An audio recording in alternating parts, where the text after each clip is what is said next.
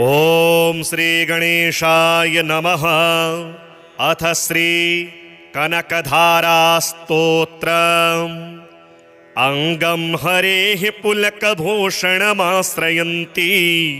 भृङ्गाङ्गनेव मुकुलाभरणं तमालम् अङ्गीकृताखिलविभूतिरपाङ्गलीला माङ्गल्यदास्तु मम मङ्गलदेवतायाः। मुग्धा मुहुरविदधति वदने मुरारेः प्रेमत्रपा प्रणिहितानि गतागतानि मालादृशोर्मधुकरीव महोत्पलेया सा मे श्रियं दिशतु सागरसम्भवायाः। आमीलिताक्षमधिगम्य मुदा मुकुन्दम् आनन्दकन्दमनिमेषमनङ्गतन्त्रम् आकेकरस्थितकनीनिकपक्ष्मनेत्रं भूत्यै भवेन्मम भुजङ्गशयाङ्गनायाः। बाह्वन्तरे मधुजितः श्रितकौस्तुभेया हारावलीव हरिनीलमयी विभाति कामप्रदा भगवतोऽपि कटाक्षमाला कल्याणमावहतु मे कमलालयायाः। कालाम्बुदालिललितो रसिकैटभारेः धाराधरे स्फुरति या तडिदङ्गनेव मातुः समस्तजगतां महनीयमूर्तिः भद्राणि मे दिशतु भार्गवनन्दनायाः। प्राप्तं पदं प्रथमतः खलु यत् प्रभावान् माङ्गल्यभाजि मधुमाथिनि मन्मथेन मय्यापतेत्तदिह मन्थरमीक्षणार्धं मन्दालसं च मकरालय कन्यकायाः। विश्वामरेन्द्रपदविभ्रमदानदक्षम् आनन्दहेतुरधिकं मुरविद्विषोऽपि ईशन्निषीदतु मयि क्षणमीक्षणार्धं मिन्देवरोदर सहोदरमिन्दिरायाः। इष्टाविशिष्टमतयोऽपि यया दयार्द्र दृष्ट्या त्रिविष्टपपदं सुलभं लभन्ते दृष्टिः प्रहृष्टकमलोदरदीप्तिरिष्टां पुष्टिं कृषिष्ट मम पुष्करविष्टरायाः। दद्याद्ययानुपवनो द्रविणाम्बुधाराम् अस्मिन्न किञ्चन विहङ्गशिशौ विषण्णे दुष्कर्म घरमपनीय चिराय दूरं नारायण प्रणयिनी नयनाम्बुवाहः। धीर्देवतेति गरुडध्वज सुन्दरेति शाकम्भरीति शशिशेखरवल्लभेति सृष्टिस्थितिप्रलयकेलिषु संस्थितायै तस्यै नमस्त्रिभुवनेकगुरोस्तरुण्यै। श्रुत्यै नमोस्तु शुभकर्मफलप्रसूत्यै रत्यै नमोस्तु रमणीयगुणार्णवायै। शक्त्यै नमोस्तु शतपत्रनिकेतनायै पुष्ट्यै नमोस्तु पुरुषोत्तमवल्लभायै। नमोस्तु नालीकनिभाननायै नमोस्तु दुग्धोदधिजन्मभूम्यै। नमोस्तु सोमामृतसोदरायै नमोस्तु नारायणवल्लभायै। नमोस्तु हेमाम्बुजपीठिकायै नमोस्तु भूमण्डलनायिकायै। नमोस्तु देवादिदयापरायै नमोस्तु शार्ङ्गायुधवल्लभायै। नमोस्तु देव्यै भृगुनन्दनायै नमोस्तु विष्णोरुरसिस्थितायै। नमोस्तु लक्ष्म्यै कमलालयायै नमोस्तु दामोदरवल्लभायै। नमोस्तु कान्त्यै कमलेक्षणायै नमोस्तु भूत्यै भुवनप्रसूत्यै। नमोस्तु देवादिभिरर्चितायै नमोस्तु नन्दात्मजवल्लभायै। सम्पत्कराणि सकलेन्द्रियनन्दनानि साम्राज्यदानविभवानि सरोरुहाक्षि त्वदवन्दनानि दुरितोत्तरणोद्यतानि मामेव मातरनिशं कलयन्तु मान्ये यत्कटाक्षसमुपासना विधिः सेवकस्य सकलार्थसम्पदः सन्तनोति वाचनाङ्गमानसेः त्वां मुरारिहृदयेश्वरीं भजे। सरसिजनिलये सरोजहस्ते धवलतमांशुकगन्धमाल्यशोभे भगवति हरिवल्लभे मनोज्ञे त्रिभुवनभूतिकरि प्रसीद मह्यं दिग्गस्तिभिः कनककुम्भमुखावसृष्ट स्वरवाहिनी विमलचारुजलप्लुताङ्गी प्रातर्नमामि जगतां जननीमशेष लोकादिनाथ गृहिणीममृताब्धिपुत्रीं कमले कमलाक्षवल्लभे त्वां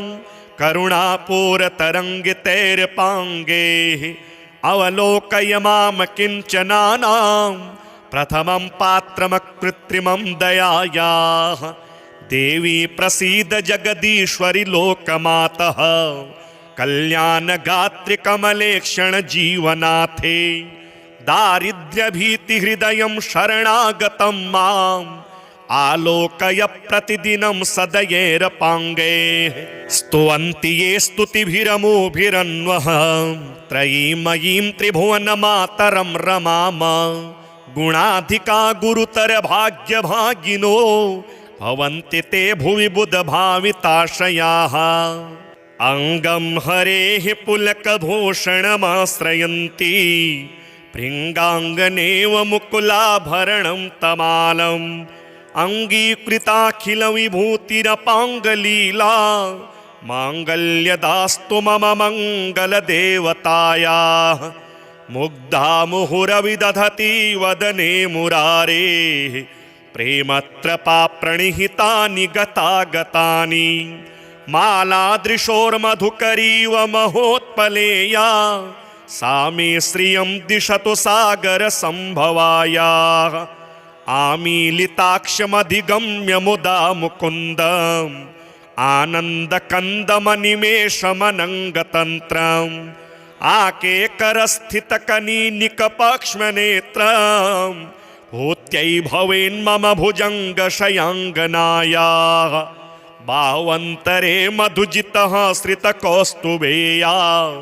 हारावलीव हरिनीलमयी विभाति कामप्रदा भगवतोऽपि कटाक्षमाला कल्याणमावहतु मे कमलालयायाः कालाम्बुदालिललितो रसिकैटभारेः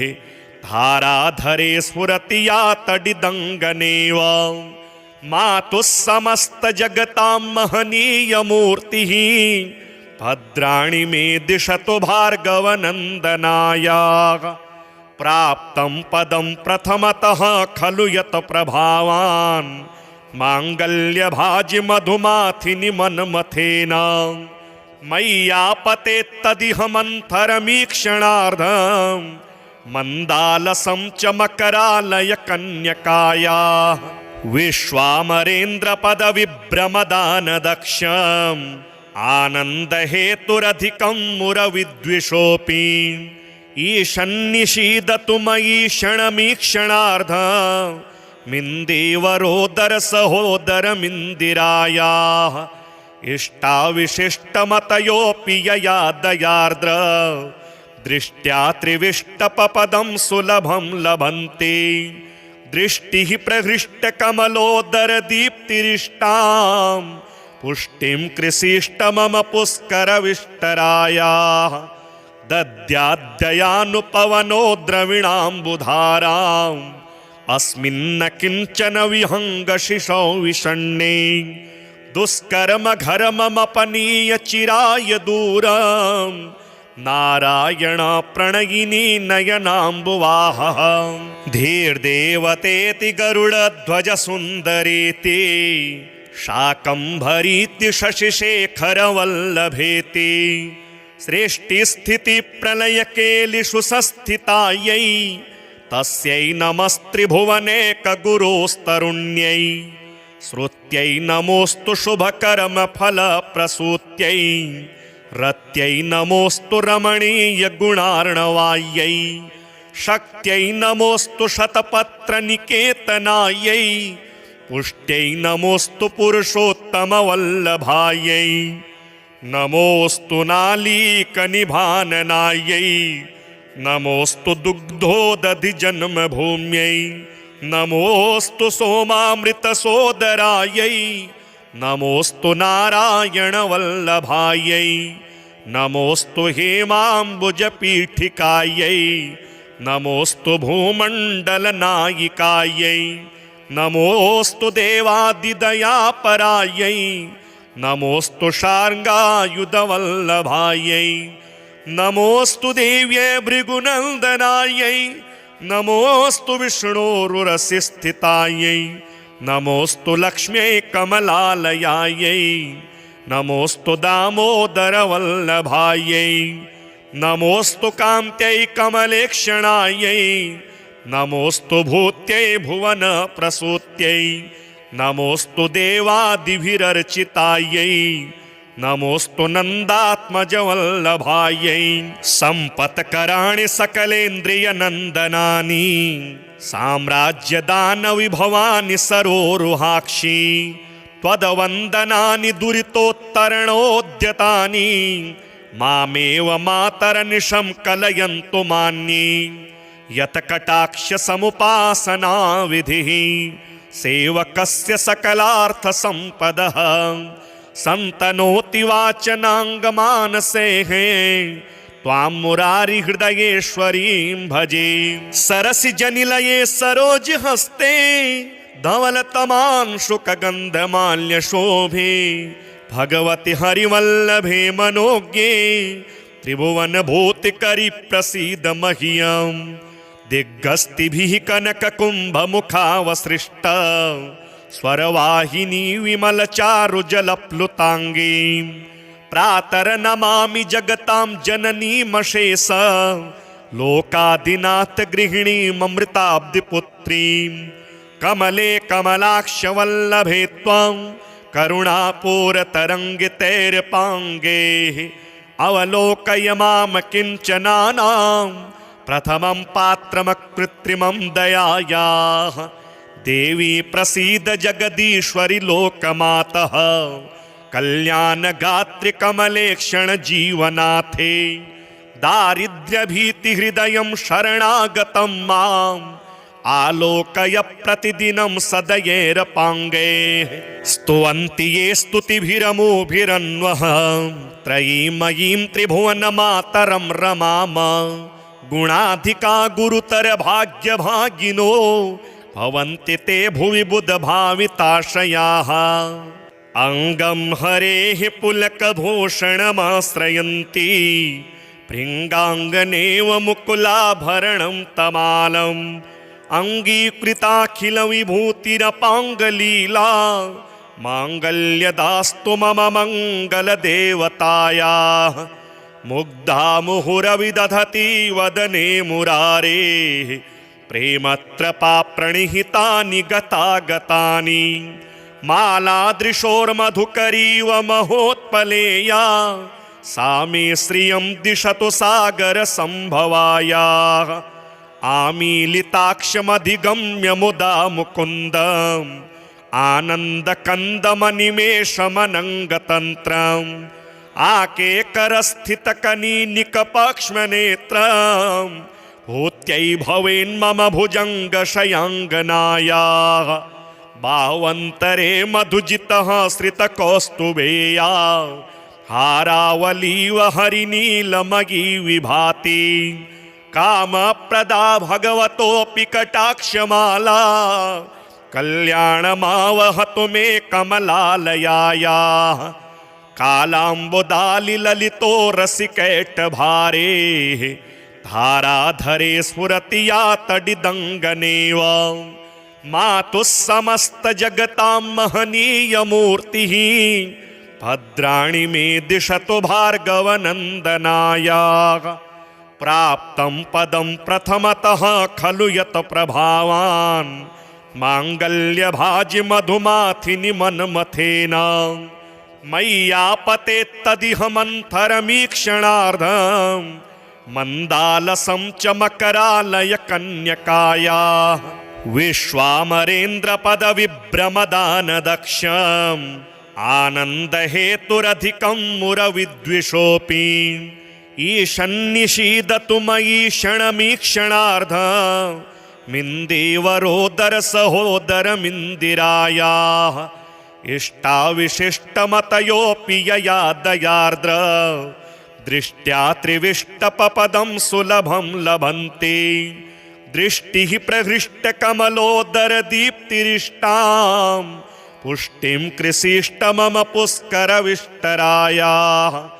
दद्याद्ययानुपवनो द्रविणाम्बुधाराम्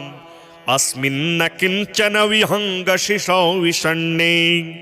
दुष्कर्मघर्ममपनीय चिराय दूरम् नारायण प्रणयिनी नयनाम्बुवाहः धीर्देवतेति गरुडध्वज सुन्दरेति शाकम्भरीति शशिशेखरवल्लभेति सृष्टिस्थितिप्रलयकेलिषु संस्थितायै तस्यै नमस्त्रिभुवनेकगुरोस्तरुण्यै श्रुत्यै नमोऽस्तु शुभकर्मफलप्रसूत्यै रत्यै नमोऽस्तु रमणीयगुणार्णवायै शक्त्यै नमोऽस्तु शतपत्रनिकेतनायै पुष्ट्यै नमोऽस्तु पुरुषोत्तमवल्लभायै नमोऽस्तु नालीकनिभाननायै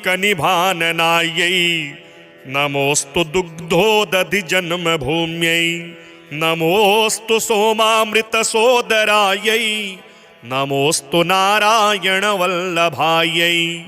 नमोऽस्तु हेमाम्बुजपीठिकायै नमोऽस्तु भूमण्डलनायिकायै नमोऽस्तु देवादिदयापरायै नमोऽस्तु शार्ङ्गायुधवल्लभायै नमोऽस्तु देव्यै भृगुनन्दनायै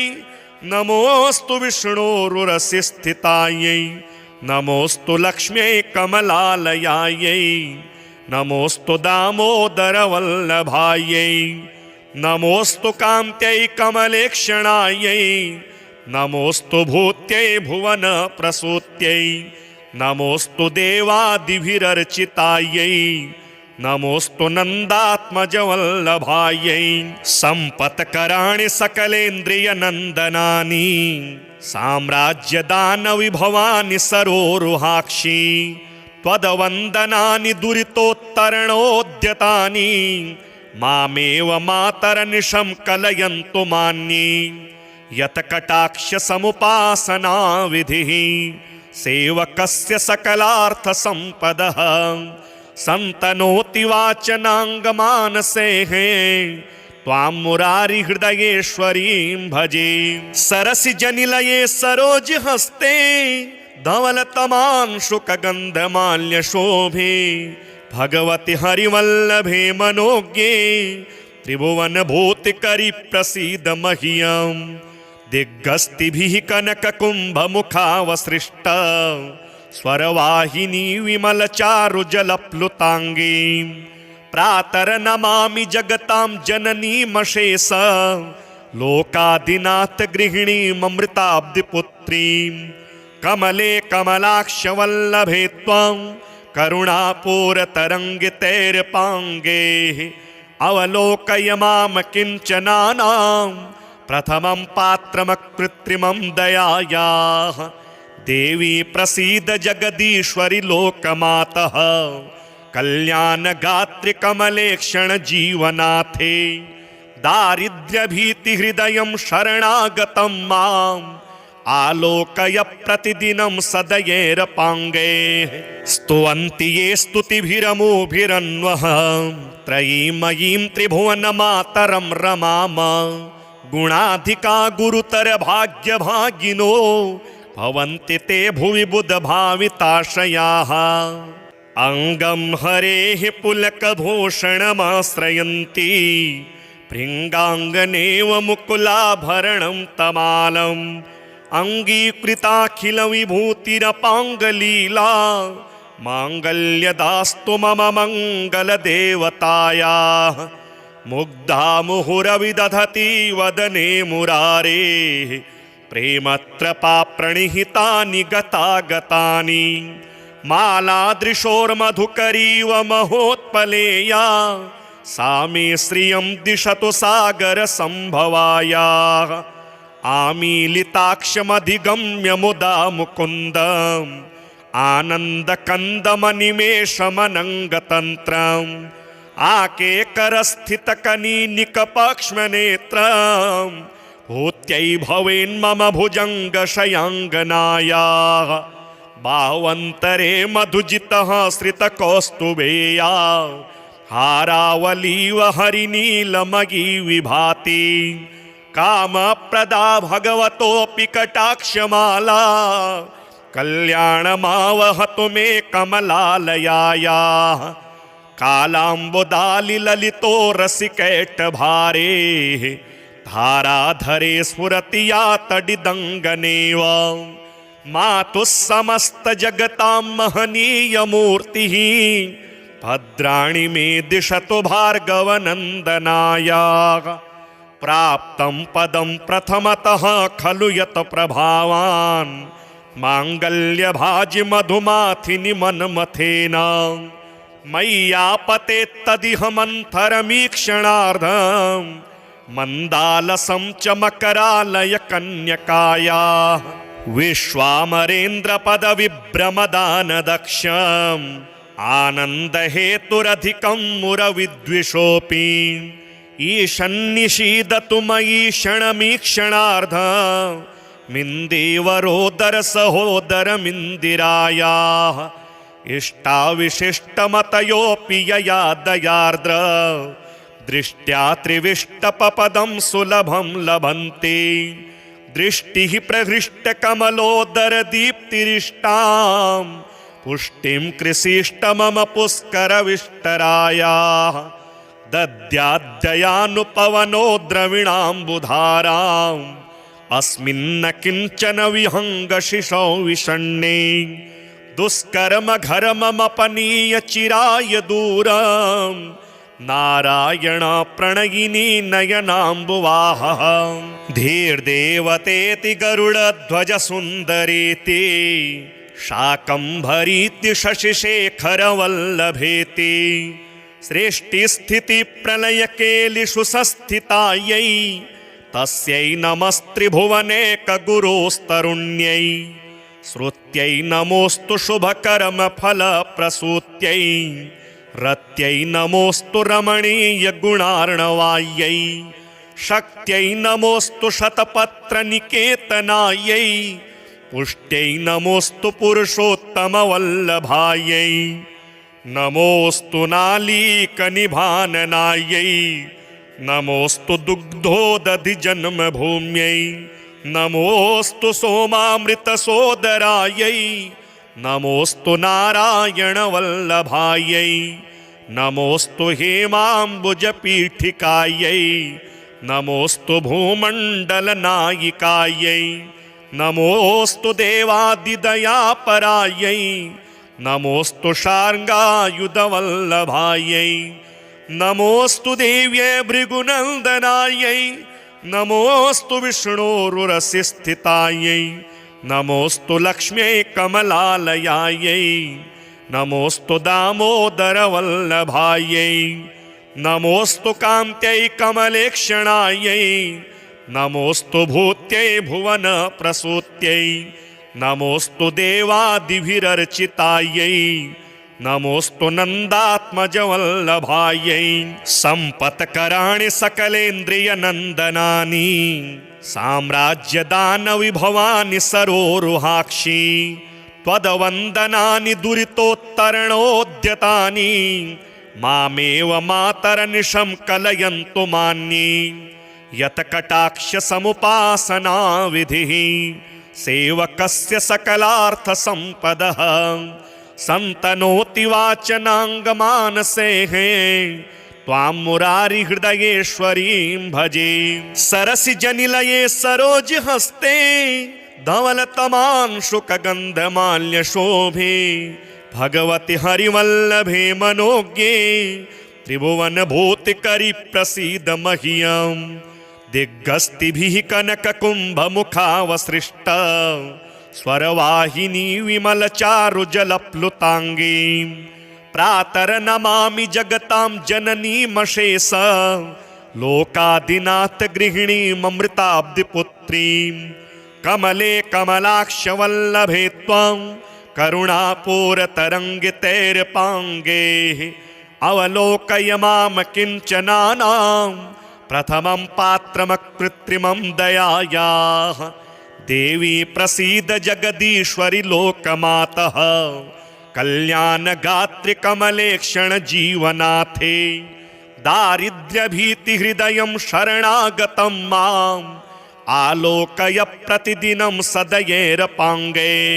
स्तुवन्ति ये स्तुतिभिरमुभिरन्वः त्रयीमयीं त्रिभुवनमातरं रमाम गुणाधिका गुरुतर भाग्यभागिनो भवन्ति ते भुवि बुधभाविताशयाः अङ्गं हरेः पुलकभूषणमाश्रयन्ति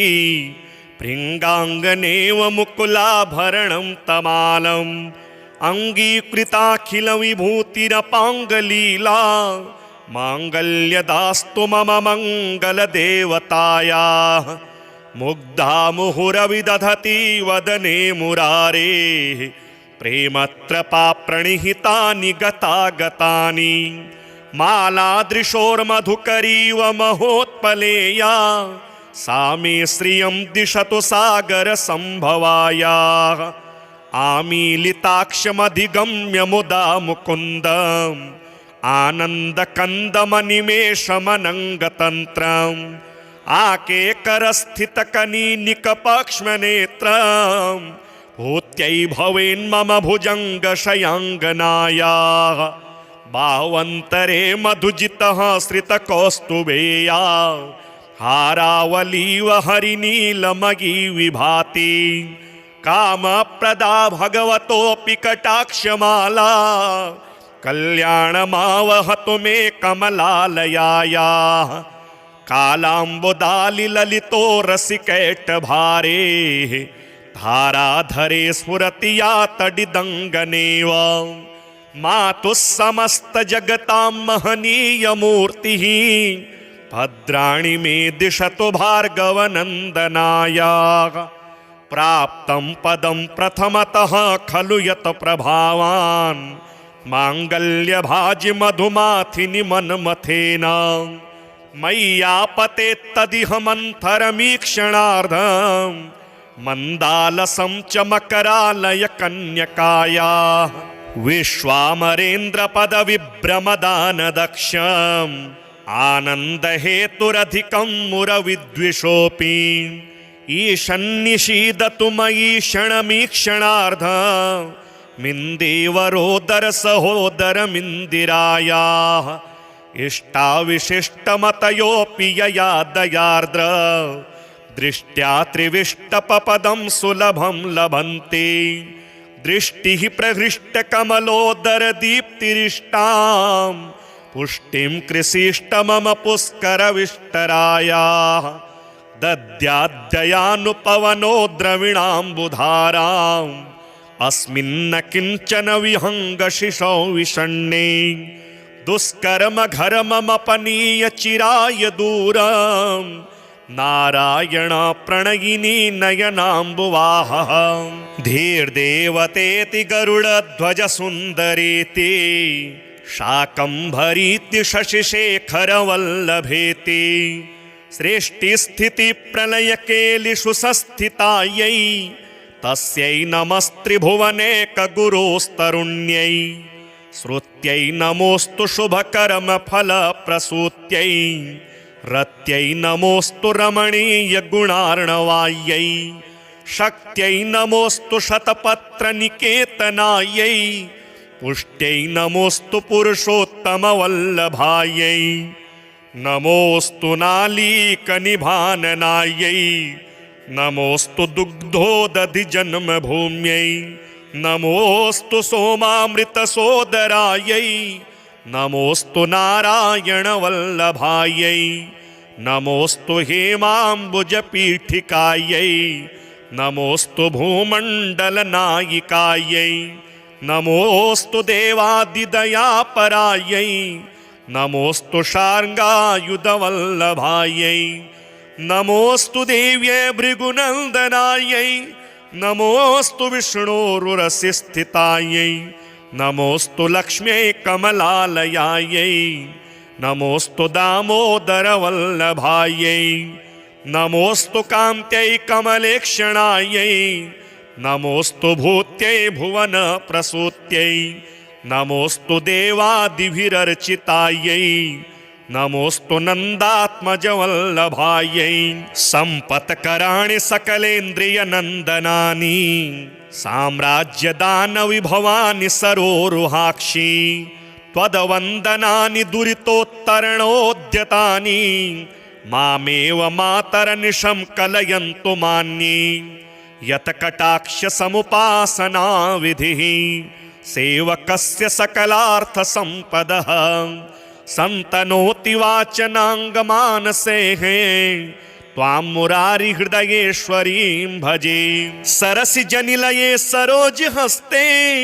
धवलतमांशुकगन्धमाल्यशोभे भगवति हरिवल्लभे मनोज्ञे त्रिभुवनभूतिकरि प्रसीद मह्यम् दिग्गस्तिभिः कनककुम्भमुखावसृष्ट स्वरवाहिनी विमलचारुजलप्लुताङ्गी प्रातर्नमामि जगतां जननीमशेष लोकादिनाथ गृहिणीममृताब्धिपुत्रीं कमले कमलाक्षवल्लभे त्वं करुणापूरतरङ्गितैर्पाङ्गे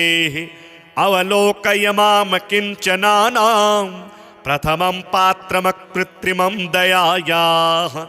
देवी प्रसीद जगदीश्वरि लोकमातः कल्याणगात्रि कमलेक्षण जीवनाथे दारिद्र्यभीतिहृदयं शरणागतं माम् आलोकय प्रतिदिनं सदयेरपाङ्गे स्तुवन्ति ये स्तुतिभिरमोभिरन्वः त्रयीमयीं त्रिभुवनमातरं रमाम गुणाधिका गुरुतर भाग्यभागिनो भवन्ति ते भुवि बुधभाविताशयाः अङ्गं हरेः पुलकभूषणमाश्रयन्ति भृङ्गाङ्गनेव मुकुलाभरणं तमालम् अङ्गीकृताखिलविभूतिरपाङ्गलीला माङ्गल्यदास्तु मम मङ्गलदेवतायाः मुग्धा मुहुरविदधति वदने मुरारेः प्रेमत्रपा प्रणिहितानि गतागतानि मालादृशोर्मधुकरीव महोत्पलेया सा मे श्रियं दिशतु सागरसम्भवायाः आमीलिताक्षमधिगम्य मुदा मुकुन्दम् आनन्दकन्दमनिमेषमनङ्गतन्त्रम् आकेकरस्थितकनीनिकपक्ष्मनेत्रम् भूत्यै भवेन्मम भुजङ्गशयाङ्गनायाः बाह्वन्तरे मधुजितः श्रितकौस्तुभेया हारावलीव हरिनीलमयी विभाति कामप्रदा भगवतोऽपि कटाक्षमाला कल्याणमावहतु मे कमलालयायाः कालाम्बुदालिललितो रसिकैटभारे धाराधरे स्फुरति या तडिदङ्गनेव मातुः समस्तजगतां महनीयमूर्तिः भद्राणि मे दिशतु भार्गवनन्दनायाः प्राप्तं पदं प्रथमतः खलु यत् प्रभावान् माङ्गल्यभाजि मधुमाथिनि मन्मथेन मय्यापतेत्तदिह मन्थरमीक्षणार्धं मन्दालसं च मकरालय कन्यकायाः विश्वामरेन्द्रपदविभ्रमदानदक्षम् आनन्दहेतुरधिकं मुरविद्विषोऽपि ईशन्निषीदतु मयि क्षणमीक्षणार्धं मिन्देवरोदर सहोदरमिन्दिरायाः इष्टाविशिष्टमतयोऽपि यया दयार्द्र दृष्ट्या त्रिविष्टपपदं सुलभं लभन्ते दृष्टिः प्रहृष्टकमलोदरदीप्तिरिष्टां पुष्टिं कृषिष्ट मम पुष्करविष्टरायाः दद्याद्दयानुपवनो द्रविणाम्बुधाराम् अस्मिन्न किञ्चन विहङ्गशिशौ विषण्णे दुष्कर्म घर्ममपनीय चिराय दूरम् नारायण प्रणयिनी नयनाम्बुवाहः धीर्देवतेति गरुडध्वज सुन्दरेति शाकम्भरीति शशिशेखरवल्लभेति सृष्टिस्थितिप्रलयकेलिषु संस्थितायै तस्यै नमस्त्रिभुवनेकगुरोस्तरुण्यै श्रुत्यै नमोऽस्तु शुभकर्मफलप्रसूत्यै रत्यै नमोऽस्तु रमणीयगुणार्णवायै शक्त्यै नमोऽस्तु शतपत्रनिकेतनायै पुष्ट्यै नमोऽस्तु पुरुषोत्तमवल्लभायै नमोऽस्तु नालीकनिभाननायै नमोऽस्तु दुग्धोदधिजन्मभूम्यै नमोऽस्तु सोमामृतसोदरायै नमोऽस्तु नारायणवल्लभायै नमोऽस्तु हेमाम्बुजपीठिकायै नमोऽस्तु भूमण्डलनायिकायै नमोऽस्तु देवादिदयापरायै नमोऽस्तु शार्ङ्गायुधवल्लभायै नमोऽस्तु देव्यै भृगुनन्दनायै नमोऽस्तु विष्णोरुरसिस्थितायै नमोऽस्तु लक्ष्म्यै कमलालयायै नमोऽस्तु दामोदरवल्लभायै नमोऽस्तु कान्त्यै कमलेक्षणायै नमोऽस्तु भूत्यै भुवनप्रसूत्यै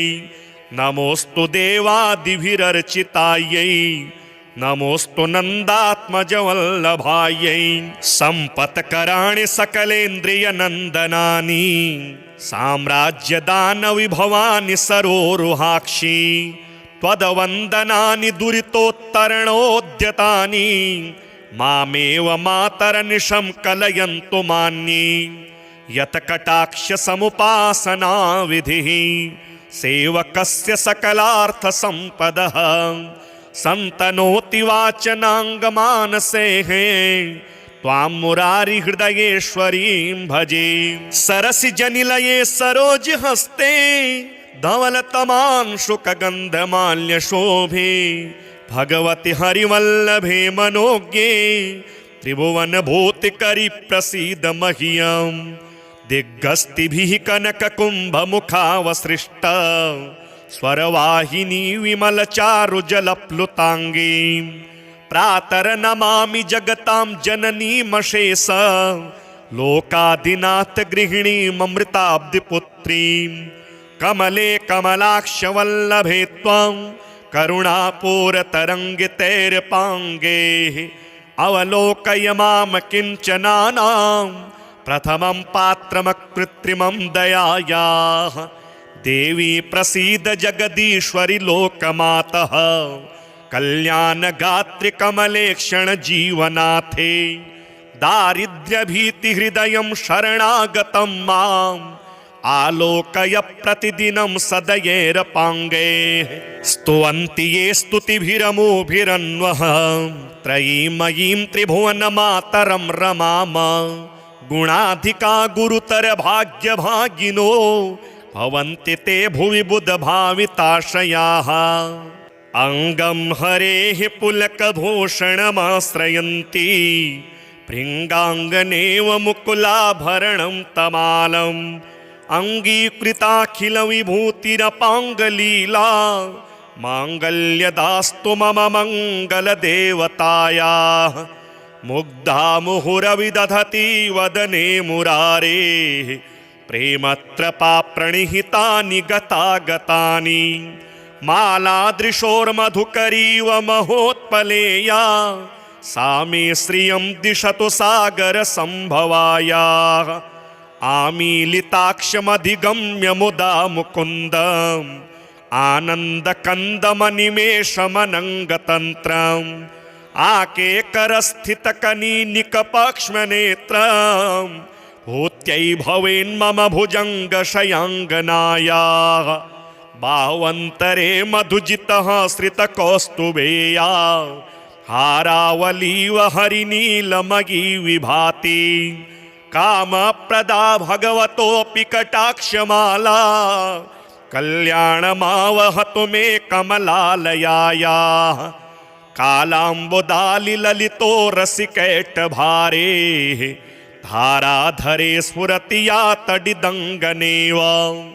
मातुः समस्तजगतां महनीयमूर्तिः भद्राणि मे दिशतु भार्गवनन्दनायाः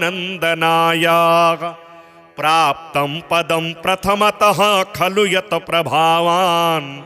माङ्गल्यभाजि मधुमाथिनि मन्मथेन मय्यापतेत्तदिह मन्थरमीक्षणार्धम् मन्दालसं च मकरालय कन्यकायाः विश्वामरेन्द्रपदविभ्रमदानदक्षम् आनन्दहेतुरधिकं मुरविद्विषोऽपि ईशन्निषीदतु मयि क्षणमीक्षणार्धम् मिन्देवरोदरसहोदरमिन्दिरायाः इष्टाविशिष्टमतयोऽपि यया दयार्द्र दृष्ट्या त्रिविष्टपपदं सुलभं लभन्ते दृष्टिः प्रहृष्टकमलोदरदीप्तिरिष्टां पुष्टिं कृषिष्ट मम पुष्करविष्टरायाः दद्याद्दयानुपवनो द्रविणाम्बुधाराम् अस्मिन्न किञ्चन विहङ्गशिशौ विषण्णे दुष्कर्म घर्ममपनीय चिराय दूरम् नारायण प्रणयिनी नयनाम्बुवाहः धीर्देवतेति गरुडध्वज सुन्दरेति शाकम्भरीति शशिशेखरवल्लभेति सृष्टिस्थितिप्रलयकेलिषु संस्थितायै तस्यै नमस्त्रिभुवनेकगुरोस्तरुण्यै श्रुत्यै नमोऽस्तु शुभकर्मफलप्रसूत्यै रत्यै नमोऽस्तु रमणीयगुणार्णवायै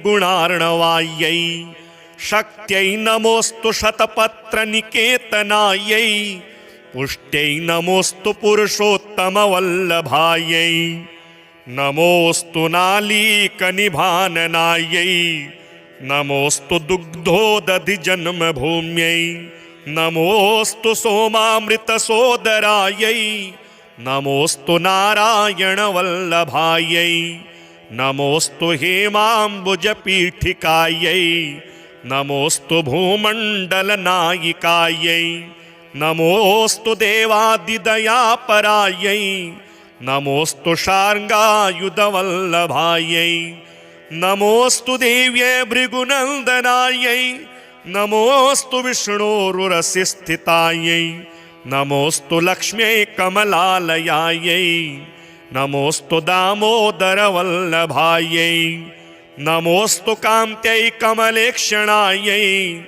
नमोऽस्तु भूत्यै भुवनप्रसूत्यै नमोऽस्तु देवादिभिरर्चितायै नमोऽस्तु नन्दात्मजवल्लभायै सम्पत्कराणि सकलेन्द्रियनन्दनानि साम्राज्यदानविभवानि सरोरुहाक्षि त्वदवन्दनानि दुरितोत्तरणोद्यतानि मामेव मातरनिशं कलयन्तु मान्ये यत्कटाक्षसमुपासनाविधिः सेवकस्य सकलार्थसम्पदः सन्तनोति वाचनाङ्गमानसेः त्वां मुरारिहृदयेश्वरीं भजे सरसिजनिलये सरोजहस्ते धवलतमांशुकगन्धमाल्यशोभे भगवति हरिवल्लभे मनोज्ञे त्रिभुवनभूतिकरि प्रसीद मह्यम् दिग्गस्तिभिः कनककुम्भमुखावसृष्ट स्वरवाहिनी विमलचारुजलप्लुताङ्गी प्रातर्नमामि जगतां जननीमशेष लोकादिनाथ गृहिणीममृताब्धिपुत्रीं कमले कमलाक्षवल्लभे त्वं करुणापूरतरङ्गितैर्पाङ्गैः अवलोकय मां किञ्चनानां प्रथमं पात्रमकृत्रिमं दयायाः देवी प्रसीद जगदीश्वरि लोकमातः कल्याणगात्रि कमलेक्षण जीवनाथे दारिद्र्यभीतिहृदयं शरणागतं माम् आलोकय प्रतिदिनं सदयैरपाङ्गैः स्तुवन्ति ये स्तुतिभिरमोभिरन्वः त्रयीमयीं त्रिभुवनमातरं रमाम गुणाधिका गुरुतर भाग्यभागिनो भवन्ति ते भुवि बुधभाविताशयाः अङ्गं हरेः पुलकभूषणमाश्रयन्ति भृङ्गाङ्गनेव मुकुलाभरणं तमालम् अङ्गीकृताखिलविभूतिरपाङ्गलीला माङ्गल्यदास्तु मम मङ्गलदेवतायाः मुग्धा मुहुरविदधति वदने मुरारेः प्रेमत्रपाप्रणिहितानि गतागतानि मालादृशोर्मधुकरीव महोत्पलेया सा मे श्रियं दिशतु सागरसम्भवायाः आमीलिताक्षमधिगम्य मुदा मुकुन्दम् आनन्दकन्दमनिमेषमनङ्गतन्त्रम् आकेकरस्थितकनीनिकपक्ष्मनेत्रम् भूत्यै भवेन्मम भुजङ्गशयाङ्गनायाः बाह्वन्तरे मधुजितः श्रितकौस्तुभेया हारावलीव हरिनीलमयी विभाति कामप्रदा भगवतोऽपि कटाक्षमाला कल्याणमावहतु मे कमलालयायाः कालाम्बुदालिललितो रसिकैटभारेः धाराधरे स्फुरति या तडिदङ्गनेव मातुः समस्तजगतां महनीयमूर्तिः भद्राणि मे दिशतु भार्गवनन्दनायाः प्राप्तं पदं प्रथमतः खलु यत् प्रभावान् माङ्गल्यभाजि मधुमाथिनि मन्मथेन मय्यापतेत्तदिह मन्थरमीक्षणार्धम् मन्दालसं च मकरालय कन्यकायाः विश्वामरेन्द्रपदविभ्रमदानदक्षम् आनन्दहेतुरधिकं मुरविद्विषोऽपि ईशन्निषीदतु मयि क्षणमीक्षणार्धम् मिन्देवरोदर सहोदरमिन्दिरायाः इष्टाविशिष्टमतयोऽपि यया दयार्द्र दृष्ट्या त्रिविष्टपपदं सुलभं लभन्ते दृष्टिः प्रहृष्टकमलोदरदीप्तिरिष्टां पुष्टिं कृषिष्ट मम पुष्करविष्टरायाः दद्याद्ययानुपवनो द्रविणाम्बुधाराम् अस्मिन्न किञ्चन विहङ्गशिशौ विषण्णे दुष्कर्म घर्ममपनीय चिराय दूरम् नारायण प्रणयिनी नयनाम्बुवाहः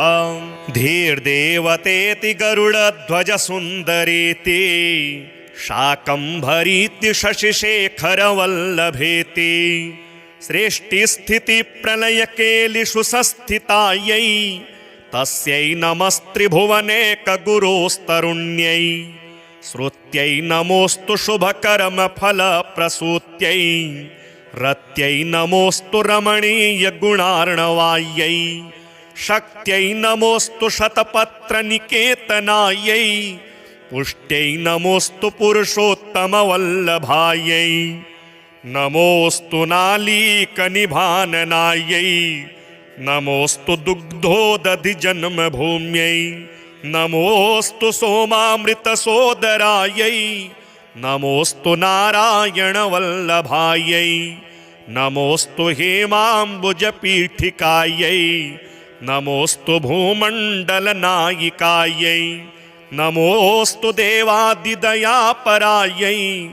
नमोऽस्तु शार्ङ्गायुधवल्लभायै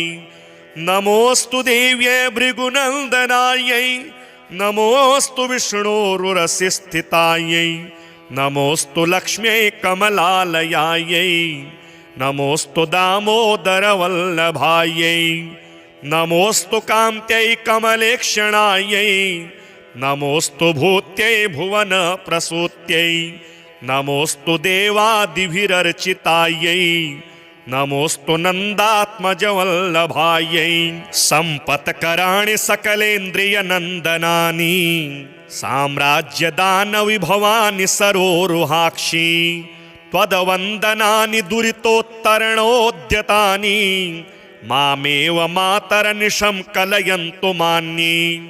यत्कटाक्षसमुपासना विधिः सेवकस्य सकलार्थसम्पदः सन्तनोति वाचनाङ्गमानसेः त्वां मुरारिहृदयेश्वरीं भजे सरसिजनिलये सरोजहस्ते धवलतमांशुकगन्धमाल्यशोभे भगवति हरिवल्लभे मनोज्ञे त्रिभुवनभूतिकरि प्रसीद मह्यम् दिग्गस्तिभिः कनककुम्भमुखावसृष्ट स्वरवाहिनी विमलचारुजलप्लुताङ्गी प्रातर्नमामि जगतां जननीमशेष लोकादिनाथ गृहिणीममृताब्धिपुत्रीं कमले कमलाक्षवल्लभे त्वं करुणापूरतरङ्गितैर्पाङ्गैः अवलोकय मां किञ्चनानां प्रथमं पात्रमकृत्रिमं दयायाः देवी प्रसीद जगदीश्वरि लोकमातः कल्याणगात्रि कमलेक्षण जीवनाथे दारिद्र्यभीतिहृदयं शरणागतं माम् आलोकय प्रतिदिनं सदयेरपाङ्गैः स्तुवन्ति ये स्तुतिभिरमोभिरन्वः त्रयीमयीं त्रिभुवनमातरं रमाम गुणाधिका गुरुतर भाग्यभागिनो भवन्ति ते भुवि बुधभाविताशयाः अङ्गं हरेः पुलकभूषणमाश्रयन्ति भृङ्गाङ्गनेव मुकुलाभरणं तमालम् अङ्गीकृताखिलविभूतिरपाङ्गलीला माङ्गल्यदास्तु मम मङ्गलदेवतायाः मुग्धा मुहुरविदधति वदने मुरारेः प्रेमत्रपाप्रणिहितानि गतागतानि मालादृशोर्मधुकरीव महोत्पलेया सा मे श्रियं दिशतु सागरसम्भवायाः आमीलिताक्षमधिगम्य मुदा मुकुन्दम् आनन्दकन्दमनिमेषमनङ्गतन्त्रम् आकेकरस्थितकनीनिकपक्ष्मनेत्रम् भूत्यै भवेन्मम भुजङ्गशयाङ्गनायाः बाह्वन्तरे मधुजितः श्रितकौस्तुभेया हारावलीव हरिनीलमयी विभाति कामप्रदा भगवतोऽपि कटाक्षमाला कल्याणमावहतु मे कमलालयायाः कालाम्बुदालिललितो रसिकैटभारेः धाराधरे स्फुरति या तडिदङ्गनेव मातुः समस्तजगतां महनीयमूर्तिः भद्राणि मे दिशतु भार्गवनन्दनायाः प्राप्तं पदं प्रथमतः खलु यत् प्रभावान् माङ्गल्यभाजि मधुमाथिनि मन्मथेन मय्यापतेत्तदिह मन्थरमीक्षणार्धम् मन्दालसं च मकरालय कन्यकायाः विश्वामरेन्द्रपदविभ्रमदानदक्षम् आनन्दहेतुरधिकं मुरविद्विषोऽपि ईशन्निषीदतु मयि क्षणमीक्षणार्धम् मिन्देवरोदरसहोदरमिन्दिरायाः इष्टाविशिष्टमतयोऽपि यया दयार्द्र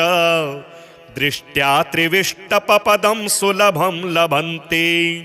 दृष्टिः प्रहृष्टकमलोदरदीप्तिरिष्टां पुष्टिं कृषिष्ट मम पुष्करविष्टरायाः दद्याद्ययानुपवनो द्रविणाम्बुधाराम् अस्मिन्न किञ्चन विहङ्गशिशौ विषण्णे दुष्कर्म घर्ममपनीय चिराय दूरम् नारायण प्रणयिनी नयनाम्बुवाह धीर्देवतेति गरुडध्वज सुन्दरेति शाकम्भरीति शशिशेखरवल्लभेति सृष्टिस्थिति प्रलयकेलिषु संस्थितायै तस्यै नमस्त्रिभुवनेकगुरोस्तरुण्यै श्रुत्यै नमोऽस्तु शुभकर्मफलप्रसूत्यै रत्यै नमोऽस्तु रमणीयगुणार्णवायै शक्त्यै नमोऽस्तु शतपत्रनिकेतनायै पुष्ट्यै नमोऽस्तु पुरुषोत्तमवल्लभायै नमोऽस्तु नालीकनिभाननायै नमोऽस्तु दुग्धोदधिजन्मभूम्यै नमोऽस्तु सोमामृतसोदरायै नमोऽस्तु नारायणवल्लभायै नमोऽस्तु हेमाम्बुजपीठिकायै नमोऽस्तु भूमण्डलनायिकायै नमोऽस्तु देवादिदयापरायै नमोऽस्तु शार्ङ्गायुधवल्लभायै नमोऽस्तु देव्यै भृगुनन्दनायै नमोऽस्तु विष्णोरुरसिस्थितायै नमोऽस्तु लक्ष्म्यै कमलालयायै नमोऽस्तु दामोदरवल्लभायै नमोऽस्तु कान्त्यै कमलेक्षणायै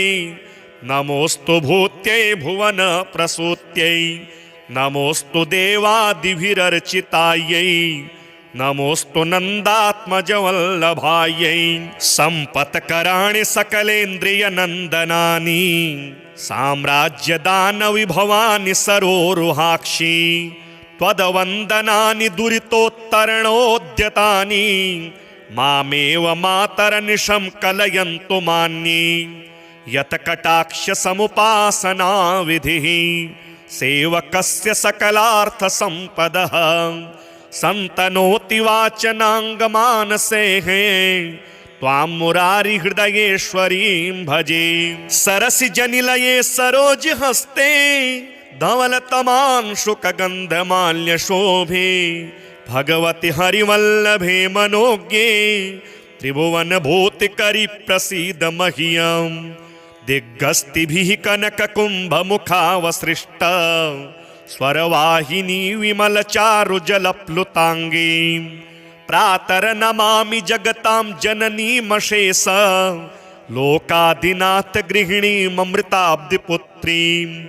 कमले कमलाक्षवल्लभे त्वं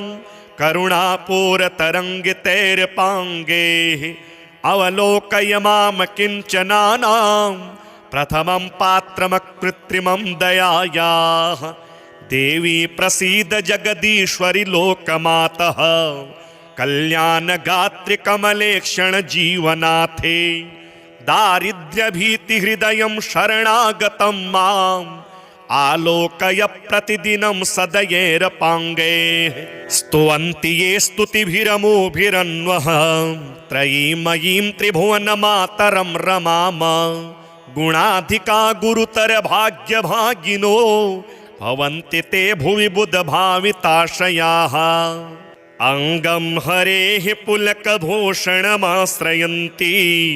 भृङ्गाङ्गनेव मुकुलाभरणं तमालम् अङ्गीकृताखिलविभूतिरपाङ्गलीला माङ्गल्यदास्तु मम मङ्गलदेवतायाः मुग्धा मुहुरविदधति वदने मुरारेः प्रेमत्रपा प्रणिहितानि गतागतानि मालादृशोर्मधुकरीव महोत्पलेया सा मे श्रियं दिशतु सागरसम्भवायाः आमीलिताक्षमधिगम्य मुदा मुकुन्दम् आनन्दकन्दमनिमेषमनङ्गतन्त्रम् आकेकरस्थितकनीनिकपक्ष्मनेत्रम् भूत्यै भवेन्मम भुजङ्गशयाङ्गनायाः बाह्वन्तरे मधुजितः श्रितकौस्तुभेया हारावलीव हरिनीलमयी विभाति कामप्रदा भगवतोऽपि कटाक्षमाला कल्याणमावहतु मे कमलालयायाः कालाम्बुदालिललितो रसिकैटभारे धाराधरे स्फुरति या तडिदङ्गनेव मातुः समस्तजगतां महनीयमूर्तिः भद्राणि मे दिशतु भार्गवनन्दनायाः प्राप्तं पदं प्रथमतः खलु यत् प्रभावान् माङ्गल्यभाजि मधुमाथिनि मन्मथेन मय्यापते तदिह मन्थरमीक्षणार्धं मन्दालसं च मकरालय कन्यकायाः विश्वामरेन्द्रपदविभ्रमदानदक्षम् आनन्दहेतुरधिकं मुरविद्विषोऽपि ईशन्निषीदतु मयि क्षणमीक्षणार्धं मिन्देवरोदर सहोदरमिन्दिरायाः इष्टाविशिष्टमतयोऽपि यया दयार्द्र दृष्ट्या त्रिविष्टपपदं सुलभं लभन्ते दृष्टिः प्रहृष्टकमलोदरदीप्तिरिष्टां पुष्टिं कृषिष्ट मम पुष्करविष्टरायाः दद्याद्दयानुपवनो द्रविणाम्बुधाराम् अस्मिन्न किञ्चन विहङ्गशिशौ विषण्णे दुष्कर्म घर्ममपनीय चिराय दूरं नारायण प्रणयिनी नयनाम्बुवाहः धीर्देवतेति गरुडध्वज सुन्दरेति शाकम्भरीति शशिशेखरवल्लभेति सृष्टिस्थिति प्रलयकेलिषु संस्थितायै तस्यै नमस्त्रिभुवनेकगुरोस्तरुण्यै श्रुत्यै नमोऽस्तु शुभकर्मफलप्रसूत्यै रत्यै नमोऽस्तु रमणीयगुणार्णवायै शक्त्यै नमोऽस्तु शतपत्रनिकेतनायै पुष्ट्यै नमोऽस्तु पुरुषोत्तमवल्लभायै नमोऽस्तु नालीकनिभाननायै नमोऽस्तु दुग्धोदधिजन्मभूम्यै नमोऽस्तु सोमामृतसोदरायै नमोऽस्तु नारायणवल्लभायै नमोऽस्तु हेमाम्बुजपीठिकायै नमोऽस्तु भूमण्डलनायिकायै नमोऽस्तु देवादिदयापरायै नमोऽस्तु शार्ङ्गायुधवल्लभायै नमोऽस्तु देव्यै भृगुनन्दनायै नमोऽस्तु विष्णोरुरसिस्थितायै नमोऽस्तु लक्ष्म्यै कमलालयायै नमोऽस्तु दामोदरवल्लभायै नमोऽस्तु कान्त्यै कमलेक्षणायै नमोऽस्तु भूत्यै भुवनप्रसूत्यै नमोऽस्तु देवादिभिरर्चितायै नमोऽस्तु नन्दात्मजवल्लभायै सम्पत्कराणि सकलेन्द्रियनन्दनानि साम्राज्यदानविभवानि सरोरुहाक्षि त्वदवन्दनानि दुरितोत्तरणोद्यतानि मामेव मातरनिशं कलयन्तु मान्ये यत्कटाक्षसमुपासना विधिः सेवकस्य सकलार्थसम्पदः सन्तनोति वाचनाङ्गमानसेः त्वां मुरारिहृदयेश्वरीं भजे सरसिजनिलये सरोजहस्ते धवलतमांशुकगन्धमाल्यशोभे भगवति हरिवल्लभे मनोज्ञे त्रिभुवनभूतिकरि प्रसीद मह्यं दिग्गस्तिभिः कनककुम्भमुखावसृष्ट स्वरवाहिनी विमलचारुजलप्लुताङ्गी प्रातर्नमामि जगतां जननीमशेष लोकादिनाथ गृहिणीममृताब्धिपुत्रीं कमले कमलाक्षवल्लभे त्वं करुणापूरतरङ्गितैर्पाङ्गैः अवलोकय मां किञ्चनानां प्रथमं पात्रमकृत्रिमं दयायाः देवी प्रसीद जगदीश्वरि लोकमातः कल्याणगात्रि कमलेक्षण जीवनाथे दारिद्र्यभीतिहृदयं शरणागतं मां आलोकय प्रतिदिनं सदयेरपाङ्गे स्तुवन्ति ये स्तुतिभिरमोभिरन्वः त्रयीमयीं त्रिभुवनमातरं रमाम गुणाधिका गुरुतर भाग्यभागिनो भवन्ति ते भुवि बुधभाविताशयाः अङ्गं हरेः पुलकभूषणमाश्रयन्ति भृङ्गाङ्गनेव मुकुलाभरणं तमालम् अङ्गीकृताखिलविभूतिरपाङ्गलीला माङ्गल्यदास्तु मम मङ्गलदेवतायाः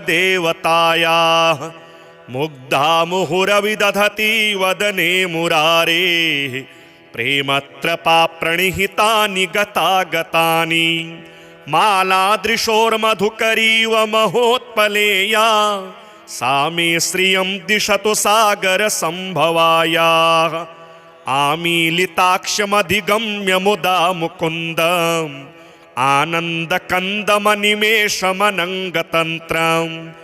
आकेकरस्थितकनीनिकपक्ष्मनेत्रम् भूत्यै भवेन्मम भुजङ्गशयाङ्गनायाः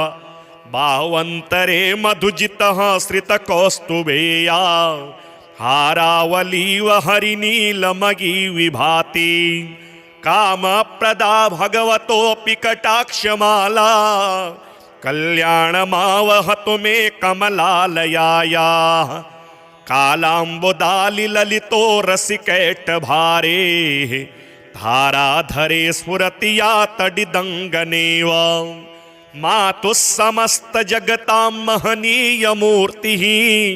भद्राणि मे दिशतु भार्गवनन्दनायाः प्राप्तं पदं प्रथमतः खलु यत् प्रभावान् माङ्गल्यभाजि मधुमाथिनि मन्मथेन मय्यापतेत्तदिह मन्थरमीक्षणार्धम् मन्दालसं च मकरालय कन्यकायाः विश्वामरेन्द्रपदविभ्रमदानदक्षम् आनन्दहेतुरधिकं मुरविद्विषोऽपि ईशन्निषीदतु मयि क्षणमीक्षणार्धम् मिन्देवरोदरसहोदरमिन्दिरायाः इष्टाविशिष्टमतयोऽपि यया दयार्द्र दृष्ट्या त्रिविष्टपपदं सुलभं लभन्ते दृष्टिः प्रहृष्टकमलोदरदीप्तिरिष्टां पुष्टिं कृषिष्ट मम पुष्करविष्टरायाः दद्याद्ययानुपवनो द्रविणाम्बुधाराम् अस्मिन्न किञ्चन विहङ्गशिशौ विषण्णे दुष्कर्म घरमपनीय चिराय दूरम् नारायण प्रणयिनी नयनाम्बुवाहः धीर्देवतेति गरुडध्वज सुन्दरेति शाकम्भरीति शशिशेखरवल्लभेति सृष्टिस्थितिप्रलयकेलिषु संस्थितायै तस्यै नमस्त्रिभुवनेकगुरोस्तरुण्यै श्रुत्यै नमोऽस्तु शुभकर्मफलप्रसूत्यै रत्यै नमोऽस्तु रमणीयगुणार्णवायै शक्त्यै नमोऽस्तु शतपत्रनिकेतनायै पुष्ट्यै नमोऽस्तु पुरुषोत्तमवल्लभायै नमोऽस्तु नालीकनिभाननायै नमोऽस्तु दुग्धोदधिजन्मभूम्यै नमोऽस्तु सोमामृतसोदरायै नमोऽस्तु नारायणवल्लभायै नमोऽस्तु हेमाम्बुजपीठिकायै नमोऽस्तु भूमण्डलनायिकायै नमोऽस्तु देवादिदयापरायै नमोऽस्तु शार्ङ्गायुधवल्लभायै नमोऽस्तु देव्यै भृगुनन्दनायै नमोऽस्तु विष्णोरुरसिस्थितायै नमोऽस्तु लक्ष्म्यै कमलालयायै नमोऽस्तु दामोदरवल्लभायै नमोऽस्तु कान्त्यै कमलेक्षणायै नमोऽस्तु भूत्यै भुवनप्रसूत्यै नमोऽस्तु देवादिभिरर्चितायै नमोऽस्तु नन्दात्मजवल्लभायै सम्पत्कराणि सकलेन्द्रियनन्दनानि साम्राज्यदानविभवानि सरोरुहाक्षी त्वदवन्दनानि दुरितोत्तरणोद्यतानि मामेव मातरनिशं कलयन्तु मान्ये यत्कटाक्षसमुपासना विधिः सेवकस्य सकलार्थसम्पदः सन्तनोति वाचनाङ्गमानसेः त्वां मुरारि हृदयेश्वरीं भजे। सरसि जनिलये सरोजहस्ते धवलतमांशुकगन्धमाल्यशोभे भगवति हरिवल्लभे मनोज्ञे त्रिभुवनभूतिकरि प्रसीद मह्यं दिग्गस्तिभिः कनककुम्भमुखावसृष्ट स्वरवाहिनी विमलचारुजलप्लुताङ्गी प्रातर्नमामि जगतां जननीमशेष लोकादिनाथ गृहिणीममृताब्धिपुत्रीं कमले कमलाक्षवल्लभे त्वं करुणापूरतरङ्गितैर्पाङ्गे अवलोकय मां किञ्चनानां प्रथमं पात्रमकृत्रिमं दयायाः देवी प्रसीद जगदीश्वरि लोकमातः कल्याणगात्रि कमलेक्षण जीवनाथे दारिद्र्यभीतिहृदयं शरणागतं माम् आलोकय प्रतिदिनं सदयेरपाङ्गे स्तुवन्ति ये स्तुतिभिरमोभिरन्वः त्रयीमयीं त्रिभुवनमातरं रमाम गुणाधिका गुरुतर भाग्यभागिनो भवन्ति ते भुवि बुधभाविताशयाः।